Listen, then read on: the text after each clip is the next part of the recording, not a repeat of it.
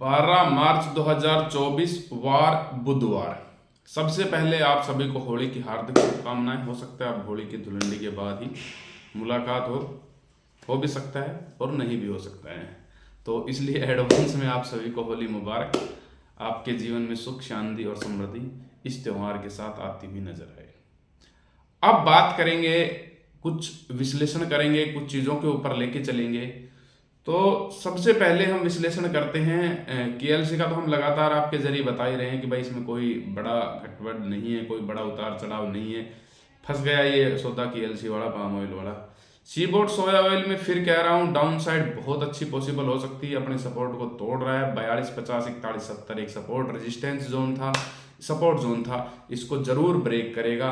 और ये हो सकता है कि जब आप होली मना रहे हो, तब आप त्यौहार मना रहे हो, उस समय पर ब्रेक करता हुआ नजर आएगा। अब बात कर लेते हैं दूसरी खबर की कि वायदा बाजार शुरू हो सकता है। ऐसी खबरें व्हाट्सएप में चल रही है और हो भी सकता है। इसके कुछ तथ्य भी है, उसके कुछ फैक्ट भी है।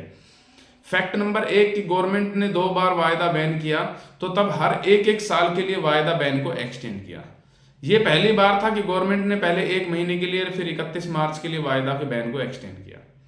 तो ये संकेत दे रहा है कि गवर्नमेंट पहले से ही इस चीज के ऊपर सोच रही है, इस चीज के ऊपर आना चाह रही है और वायदा ही विकल्प है।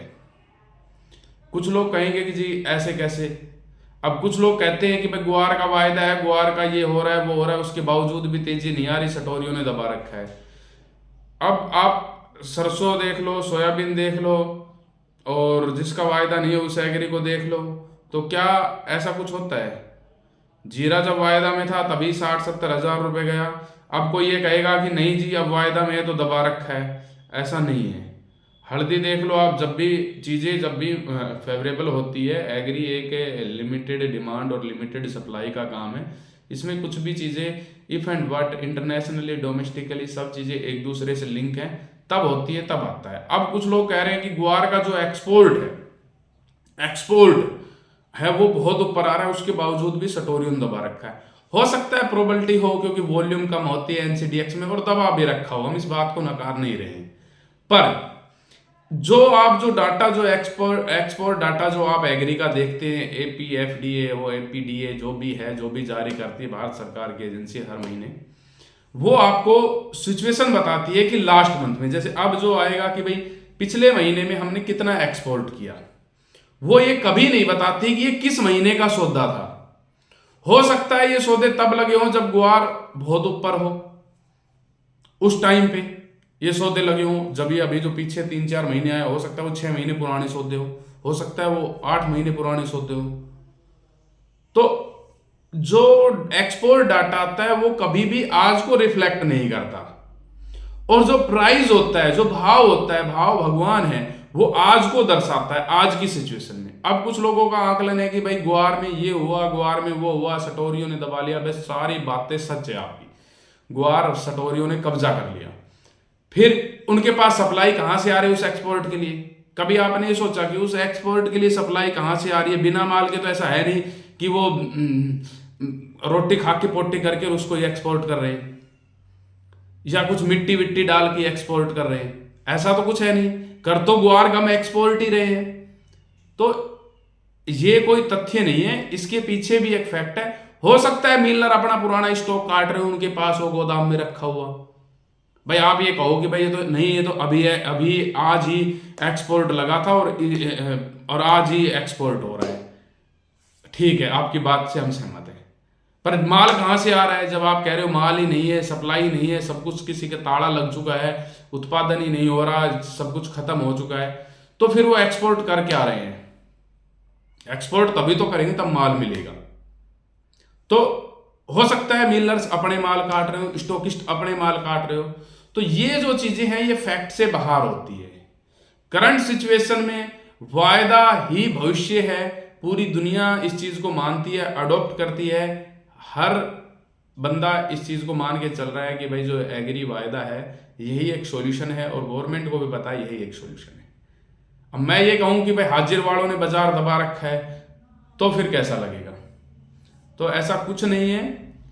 सब करते हैं, हर जगह चोर बाजारी है, ये बात आप मान कर चलो। जिसकी जिसकी जितनी पहुंच है वो उसको उतना ही दबाने की सोचता है। भेड़ की खाल पे ऊन कोई नहीं छोड़ता, चाहे वो कोई हो। तो वो उस संकेत को है, पर बाकी जो संकेत जो मिलते हैं वो आज की डेट में प्राइस को रिफ्लेक्ट करते हैं। करंट सिचुएशन में क्या डिमांड एंड सप्लाई है, ये आपको सबसे बेहतर वायदा बता सकता है। अब बात कर लेते हैं भारतीय एग्री बाजारों के भाव की। तो हम तो चाहेंगे कि वायदा शुरू हो, अच्छी बात है। तो सिचुएशन ठीक है, नीचे से रिकवरी आ गई, आज रिकवरी रही। जो कल प्लांट नहीं बढ़े वो आज बढ़ गए, घट गए बढ़ गए, 150 रुपये, मंडियाँ तेज हो गई, ठीक ठाक स्थिति है। बाकी होली के बाद इसकी स्थिति, फिर कहना चाह रहा हूँ, अभी ये सिचुएशन नहीं है कि इन भावों का माल अभी स्टॉक किया जाए। बाकी मंडियाँ बहुत नीचे बिक रही हैं, मंडियाँ 5400, 5300, 5200, ये तो बहुत नीचे का भाव है। तो अभी हो सकता है मॉइस्चर की वजह हो, अलग अलग वजह हो सकती है, हर एक मंडी का अपना कारण हो सकते हैं, अपने फैक्टर हो सकते हैं। तो ये एक अलग चीज़ है। अब भाव की चर्चा कर लेते हैं। भरतपुर मंडी 5670 रुपये के बाजार रहे। जयपुर कंडीशन के भाव की बात करें तो आज 6100 रुपये के बाजार देखने को मिले। आवक लगभग 12 लाख बैग के आसपास रही। खड़ 2050 के बाजार बनते हुए नजर आए। वहीं कच्ची घानी इस समय 127-128 रुपये के बाजार बनते हुए नजर आ रहे हैं। और यदि बात की जाए खैरतल मंडी 5770 रुपये, 5750 रुपये के बाजार रहे। अलवर मंडी 5800 रुपये के बाजार देखने को मिले। बहरोड 5800 रुपये के बाजार रहे। खैरतल भी 5800 रुपये के बाजार देखने को मिले। बड़ौदा में 5850 रुपये की स्थिति बनती हुई नजर आई। यदि हम बात करें निवई 5775 रुपये के बाजार रहे। टोंक 5750 रुपये की स्थिति देखने को मिली। मालपुरा 5825 से 5850 रुपये की स्थिति देखने को मिली है। सुमेरपुर में भाव की बात की जाए तो 5860 से 5870 रुपये। रायडा 42 कंडीशन का देखने को मिल रहा है। दूसरी ओर यदि हम चलते हैं गंगानगर हनुमानगढ़ अनूपगढ़ जिलों की, गंगानगर हनुमानगढ़ जिलों की ओर, वहाँ पर लैब प्लस 1550 की लपेटे में माल बिकता हुआ नजर आए। 10-20 ऊपर नीचे इसी स्थिति बनती हुई नजर आई। यदि हम बात करें उसकी बीकानेर मंडी की, तो जो बीकानेर मंडी में जो स्थिति रही वो 5450 रुपये के लपेटे में बाजार रहता हुआ नजर आया। वहीं यदि हम बात करें हरियाणा के बाज़ारों की, तो हरियाणा के बाज़ारों में जो रेवाड़ी की जो स्थिति देखने को मिली वो 5825 रुपये की स्थिति रही है। रेवाड़ी में थोड़ी आज ठीक ठाक आवक थी। तो दूसरी ओर यदि हम बात करें दादरी 6050, भिवानी 6000 रुपये, 40 कंडीशन लैब मिल डिलीवरी के बाजार रहे। वहीं दूसरी ओर यदि हम बात करें सिवानी 5875 रुपये के बाजार देखने को मिले। प्लांटों के भाव में अभी सलोनी ने 50 रुपये तोड़े हैं सुबह से। तो कुल मिला की स्थिति ये है, जो उनका कोटा वाला प्लांट था वो 6000 रुपये पर आता हुआ नजर आया है। कोटा वाला प्लांट था वो 6500 रुपये के बाजार रहे हैं। और अलवर 6550 रुपये, शमशाबाद दिग्नियर मुरैना 6550 रुपये की स्थिति रही है। अडानी अलवर और अपना जो बूंदी है वो 5800 रुपये है। गोहाना 5900 रुपये के बाजार रहते हुए नजर आए। गोयल कोटा 5900 रुपये के बाजार रहे। इसमें 150 रुपये की तेजी में देखने को मिली। तो कमाबेश स्थिति ठीक ठाक उसी चरम मरम में है। आवक के बढ़ने के बाद बाजार और होली के बाद राजस्थान सरकार का मूड क्या रहता है सरकारी खरीद को लेकर, इसके ऊपर बाजार की प्रमुख नजर रहेगी। बाकी इंटरनेशनल मार्केट में KLC स्टेबल है।